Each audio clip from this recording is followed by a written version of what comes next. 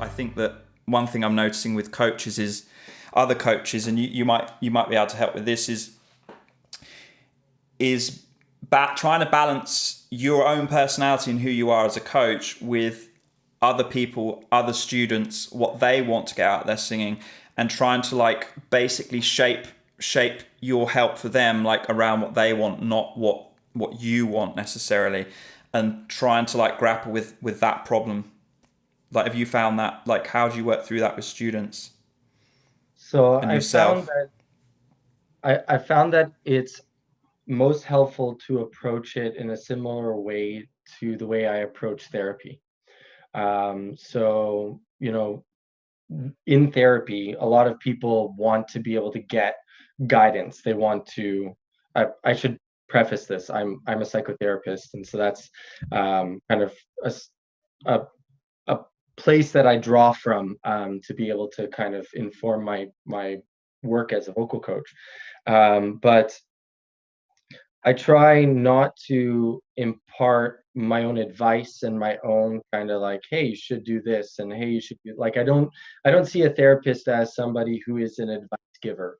And I mean, a vocal coach to a much bigger extent is kind of an advice giver and somebody who guides them through a process. But I try to incorporate a little bit more of that non-directive approach to kind of speaking it out before we get started on anything, before I start drilling people with, this exercise, that exercise, the other exercise. I usually try to just get a sense of what are your goals? Like, where have you been as a singer already? Are you totally beginner? Have you ever taken lessons before? And then kind of taking it from there, from that. Like, I actually very recently have had an experience with somebody who is a frustrated singer, and he's gone through three different coaches, and he's after this kind of elusive goal of I want to sound professional, and he sent me recordings of his lessons with other vocal coaches, and I hear kind of what he's going through and what he's singing. And then the coach is like, "Oh, that sounded good." And he's like, "Yeah, but it doesn't sound professional." So I spent like a good 15 to 20 minutes of the lesson trying to define what that term means to him, because we could spend hours trying to just like pinpoint his issues, and I'd bring out any inconsistencies that he has in his tone, in his pitch, and start to work on that type of stuff. But if I don't understand what he wants to get, what his goal is of becoming professional and making a professional sound, then I'm just going to be kind of grasping at straws as opposed to really defining our terms and working on those that he wants to be able to improve. So yeah, I try to really focus on taking some directive from them as to what they want to get out of singing lessons, as opposed to thinking about my journey and what I got out of singing lessons and just trying to copy that in their situation. I'm kind of just elaborating on this idea of a professional sound, because it's hard to achieve, really hard. But yeah, it's accumulation of all of your skills and fundamentals coming together, and then you apply them when you sing, and you know, and hopefully it works out for you. But it's very easy to lose coordination. Like today, I was just rehearsing before this stream and working on a few different bits in songs where it's like, yeah, like I open up there, but in my mind, I'm a little bit unsure. Whereas on all the rest of the song, like I know exactly what it needs to be. Like that unsureness, that sense of like, oh, is this going to work? Like professional singers don't have that, at least generally speaking. Like they're pretty much fully certain through everything they're singing, like at least 95% of the time plus. So like, and that certainty comes from the trust in the coordination, which is, and that trust can only come through a lot of skill and precision, and just like, they're like, don't even know how, they're like gymnasts or something, or athletes. They're working under those demands, especially singers that are adventurous with what they're doing. Like the adjustments are so unbelievable, really, in a sense. This goes back to what you were saying earlier, and you might want to elaborate on this. You're saying about professional sound, and I was saying about the cumulative skill set. You get these tiny things, and a student will be like, yeah, I can do the whole song good, but as soon as I hit this thing, there's a problem, and they think that if they just fix that, then that will be sorted.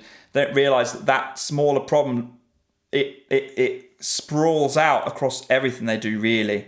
And so ultimately they have to go back and work at the fundamentals until that particular difficult part of the application becomes easy for them.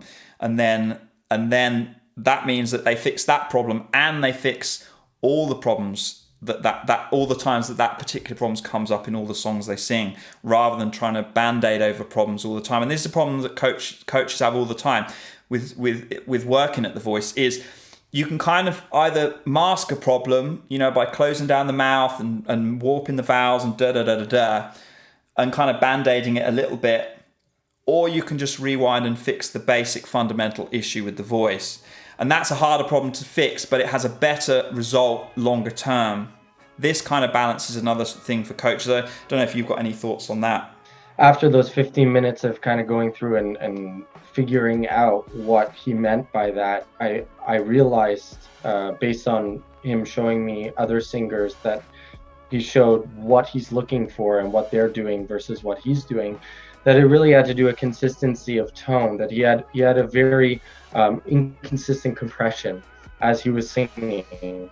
And so that kind of gave it a very awkward type of feel to a lot of the phrases that he was singing. So it wasn't, one phrase in particular. It may have been exacerbated by certain phrases that are in a certain range for him that were difficult for him to sing. But it was something, like you're saying, a fundamental, that if we go back and we see, okay, well, how do we let's start building that consistent compression, no matter where you are, no matter what you're singing. And if we build that consistent compression, then you're going to be getting that professional sound that you've been looking for. It's just we've defined what that professional sound is for you. Yeah, and you end up realizing that if you fix the basics, then all of a sudden you don't hit these specific issues all the time like you do when the fundamentals are weak. Once the fundamentals are strong and you really understand what you're doing, all of those little specific things like all those little things, eventually they just iron out and you don't really have those problems. And when you do slip, it's like you know exactly why and you can fix it immediately. And sure, that's going to happen, but it's not where you're like, every time I do it, it goes wrong. Why? That feeling of like frustration. Fix the fundamentals and everything makes sense over the longer term.